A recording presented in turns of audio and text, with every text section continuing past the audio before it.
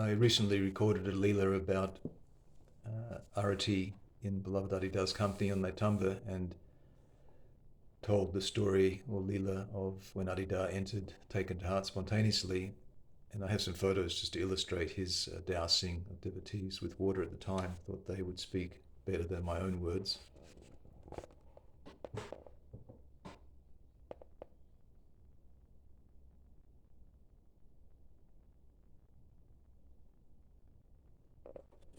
And some more.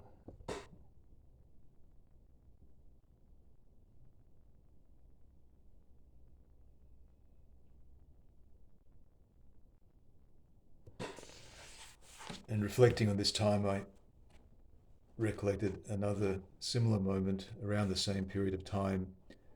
I was sitting in the wharf building serving one morning, and a Fijian friend suddenly appeared in the window before me, bobbing up and down, saying repeatedly, "Dau Loloma has gone to Nukasa, Dau Loloma's gone to Nukasa."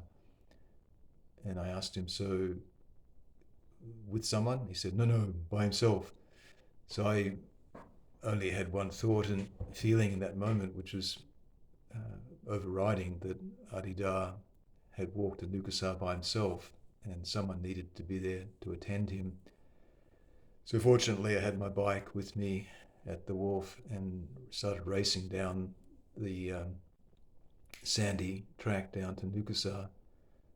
My thoughts kind of racing in terms of what would happen when I saw him. What should I do? What shouldn't I do? He was alone. Did he want to be alone? All that was racing through my mind, but overriding, as I said, I felt that he needed somebody to be there with him. What happened if he fell over? What happened if he needed something and it was alone? The thought was motivating. It was disturbing to me that he was in that situation. So I raced down, and after a short period of time, I saw Beloved walking back towards me. He had walked a distance to Nukasa, maybe beyond, maybe down to Turtle Cove, I'm not sure. And I saw him walking back, and I was relieved that he was walking back.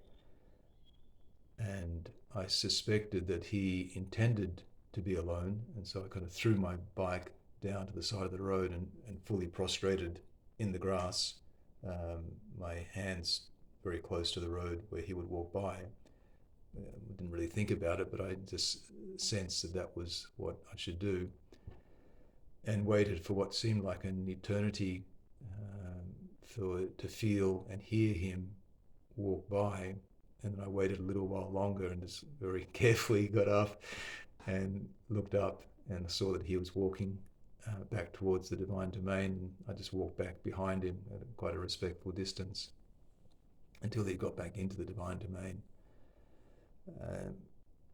And then this also then reminded me of the many years in which I was blessed to serve Beloved intimately, and similar kind of disposition, which was for whatever reason native to me, in that I just wanted to be as close to him as possible, and in being close to him, I wanted to serve him.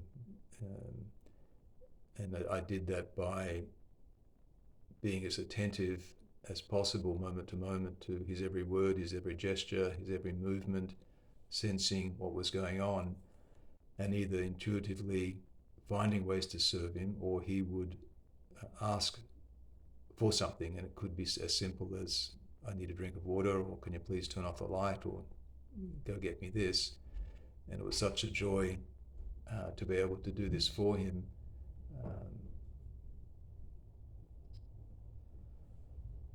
It wasn't, I was aware that I wasn't able to serve him like in an immense fashion by bringing in a new patron or publishing one of his books, but this was the way in which I could serve him, and I was immensely grateful for that.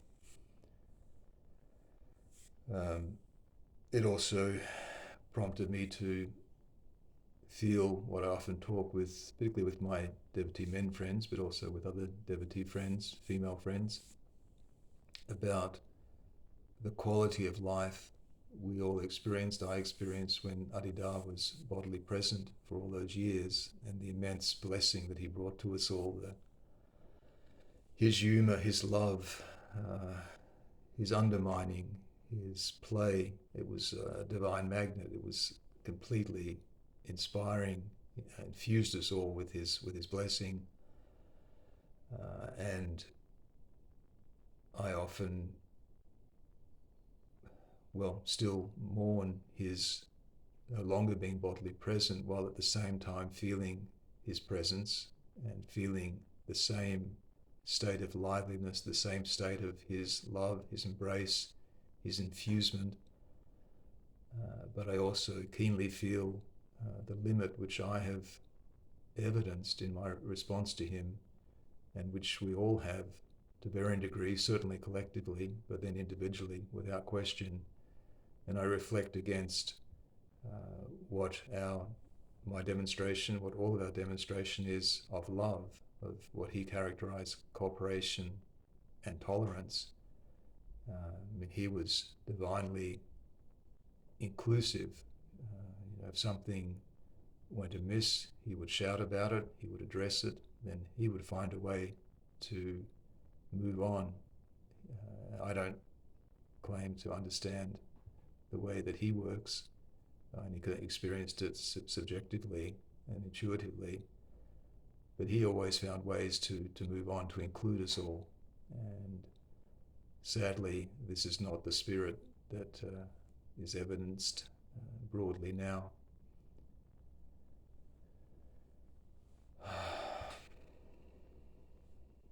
Thanks for listening.